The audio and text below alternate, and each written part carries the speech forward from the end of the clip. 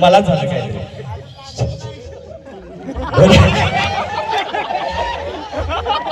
हसायचं पण एक कारण आहे बरं का, काहीतरी आम्हाला गुदगुल्यासारखं झालं सौंदर्य.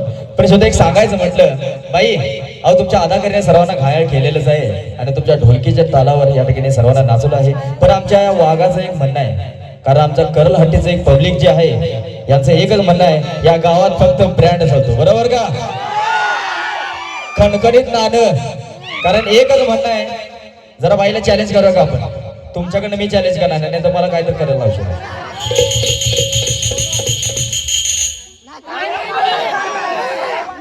बाई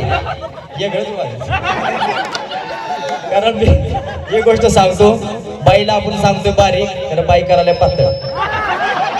बाई खरंच मिक्सरचा सामान आहे बरं का.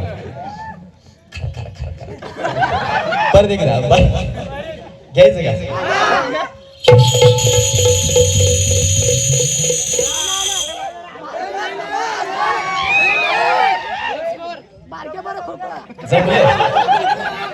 नेमकं कुणाकडनं हेकडं आहे का हेकडं आहे मला कळलं झालं. इकडंच आहे आमच्याकडनं काय म्हणलं आम्हाला.